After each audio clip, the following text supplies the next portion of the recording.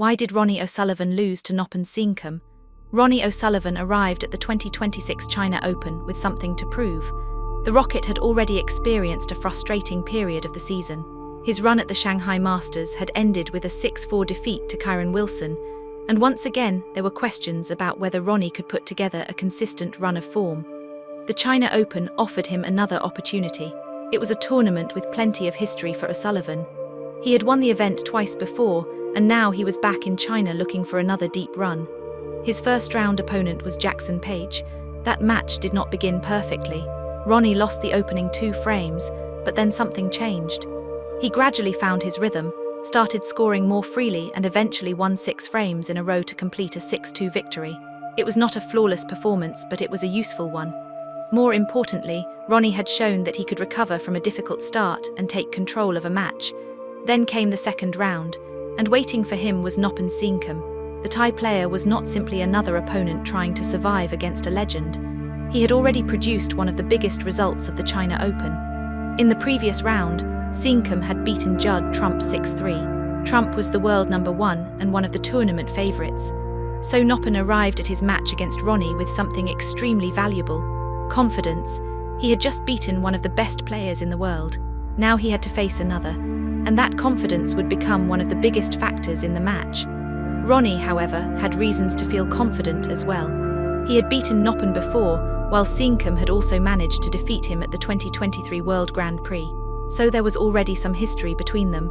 The question was which version of the 2 players would appear in China, and at the beginning it looked like Ronnie had the answer. He started strongly. His scoring was sharp, his cue ball control was good, and he looked much more comfortable than he had during the difficult moments against Kyren Wilson. Ronnie did not need to do anything spectacular. He simply needed to establish control, and that is exactly what he did. He began building a lead while Noppon struggled to find the same rhythm he had shown against Trump.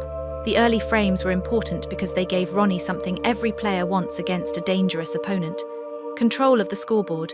Ronnie moved 3-1 ahead. At that point, the situation looked straightforward. He needed only 3 more frames to reach the quarterfinals. Noppon needed 5. And after the way Ronnie had finished his first-round match, there was little reason to believe he would suddenly allow another opponent to take control.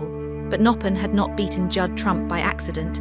He had already shown that he could stay calm against pressure. And more importantly, he did not look intimidated by Ronnie. That became increasingly important as the match progressed. Because when you play Ronnie O'Sullivan, the danger is not only his snooker. It is the pressure created by his reputation. An opponent can start thinking about who is sitting in the other chair. They can become too cautious. They can start forcing shots because they feel they have to play perfectly. Noppon did not do that. He continued to play his own game, and after the interval his level began to rise. This was the real turning point. Ronnie went into the interval with a 3-1 advantage. When the players returned, Noppon started to look more aggressive and more confident. His long potting became increasingly effective. He was willing to take difficult shots when they appeared, and when Ronnie left him an opening, Noppon was becoming much better at converting it into points. The important thing was that Noppon was not waiting for Ronnie to lose. He was actively putting pressure on him. That changed the rhythm of the match. At the beginning, Ronnie had been dictating what happened. Now Noppon was forcing Ronnie to respond. And once that happened, the 3-1 lead suddenly looked much less comfortable. Noppon won the next frame. Then another, 3-3. The match was level, and that was the moment when the psychological balance changed. Ronnie had started the match thinking about how to win. Now he had to think about how to stop Noppon. That is a very different situation. At 3-1, the pressure is mostly on the player who is behind. At 3-3, the pressure begins to move toward the player who was leading. Noppon had nothing to prove. He had already beaten Trump. He had already recovered from a difficult position. Now he simply had to keep doing what was working. Ronnie, meanwhile, had to find a way to regain control, and that proved difficult. This was not because Ronnie suddenly became incapable of producing good snooker. There were still moments when he showed the same class that has defined his career. The problem was consistency. He could produce a brilliant shot, but he was not always able to turn that shot into a sustained period of control. Against an opponent playing with confidence, that is dangerous. One missed opportunity can be enough. One loose safety can be enough. One poor positional choice can be enough. Noppon was ready to punish those moments, and gradually he moved in front. 4-3. For the first time, Ronnie was behind. The match had changed completely. Just a few frames earlier, Ronnie had looked like the player moving toward the quarterfinals. Now Noppon was the player who could smell victory. And this was where his performance became particularly impressive. He did not rush. He did not try to finish the match with one spectacular break. He simply continued to take the opportunities that Ronnie gave him. The pressure was building on Ronnie. He needed to stop the run. If the score became 5-3, Noppon would be one frame away from a major victory. And that is exactly what happened. Noppon won another frame, 5-3, 4 consecutive frames. That was the crucial sequence of the match. Ronnie had led 3-1. Noppon had turned that into 5-3. The entire match had moved in the opposite direction. And now Ronnie had only one option: fight back. This is where Ronnie's experience mattered. He has been in situations like this many times before. He knows that one frame can change everything. So instead of allowing the match to disappear, he produced a response. The 9th frame was exactly what he needed. Ronnie made an 88 break and pulled the score back to 5-4. Suddenly, Noppon was under pressure again. The match was no longer one frame away from being over. Ronnie was back within one, and everyone knew what could happen if Ronnie forced a deciding frame. A 5-5 score would erase almost all of Noppon's advantage. The 4-frame winning run would suddenly feel much less important, and Ronnie would have the momentum.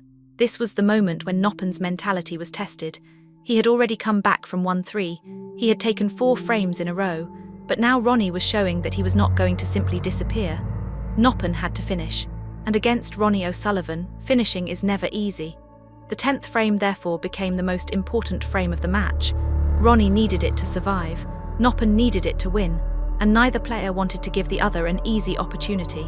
The frame became much more tactical. The pace slowed. Safety exchanges became more important. Ronnie was trying to create pressure without giving Noppon an easy chance to score. Noppon, meanwhile, was trying to stay patient and wait for the right opening. This was no longer about who could produce the most spectacular snooker. It was about who could make the better decisions under pressure.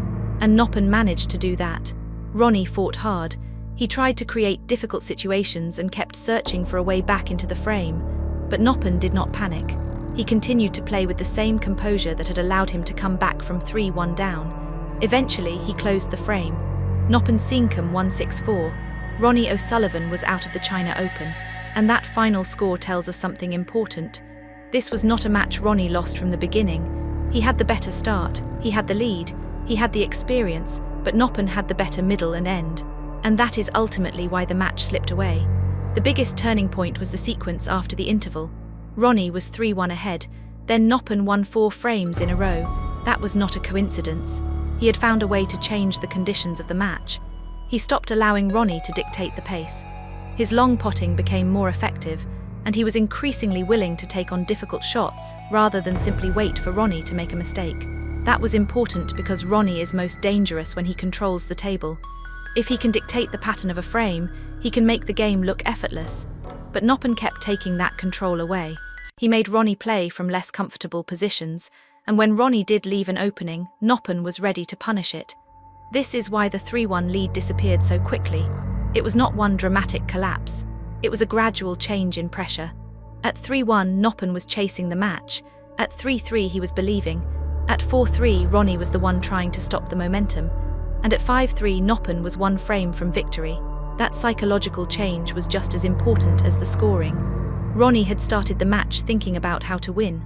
After the comeback, he was thinking about how to survive. And that is a very different position for any player. The 88 break that made it 5-4 was a perfect example.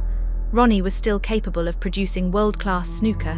He was not finished, but the break also showed what had changed. At 3-1, Ronnie had been creating the pressure. At 5-4, he was trying to escape it.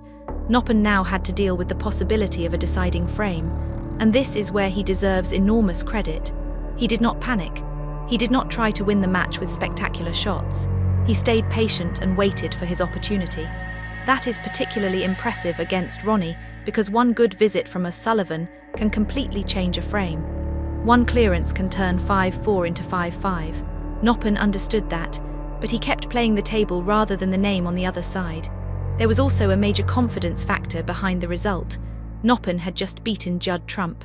That meant he already knew he could handle the pressure of playing one of the biggest names in the tournament. So when he fell behind 1-3 against Ronnie, He had no reason to believe the match was over. He had already proved that he could recover. And once he reached 3-3, he was no longer playing like an outsider hoping for a surprise. He was playing like someone who expected to compete. That mentality was visible in his shot selection. He was willing to attack. He was willing to play long, but he was also willing to wait when the table demanded patience. That balance made him difficult for Ronnie to control, and that is probably the clearest explanation for why the match turned. Ronnie had enough quality to win, but Noppon gave him too few easy opportunities. When Ronnie was in control, he looked dangerous. When Noppon was in control, Ronnie had to work much harder for everything. The result was a match where the best version of Ronnie appeared in flashes, while Noppon's level became more consistent as the match went on. That is why the defeat is frustrating for Ronnie. It was not a match where he was simply outclassed. He had the lead. He had chances. He had the experience. But the period when Noppon won 4 frames in a row had already changed the match.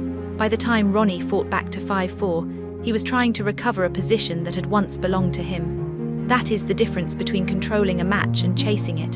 For Noppon, the victory was much more than a single upset. He had beaten Judd Trump and Ronnie O'Sullivan in consecutive rounds. That is an extraordinary way to begin a tournament.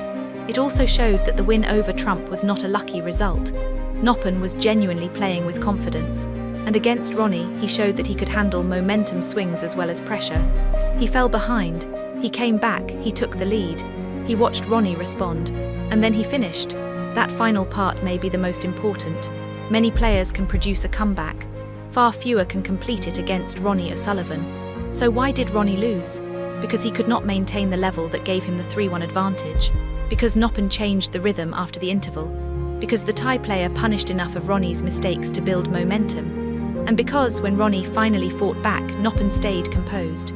The final score was 6-4, but the real story of the match is the journey from 3-1 to 5-3. That was where Noppon won it. The final frame simply confirmed it. Ronnie had the better beginning, Noppon had the stronger middle, and when the pressure reached its highest point, Noppon had the better finish. After beating Judd Trump, he had now beaten Ronnie O'Sullivan, 2 of the biggest names in the China Open. And suddenly, Noppon Saengkham was no longer simply the player who caused an upset.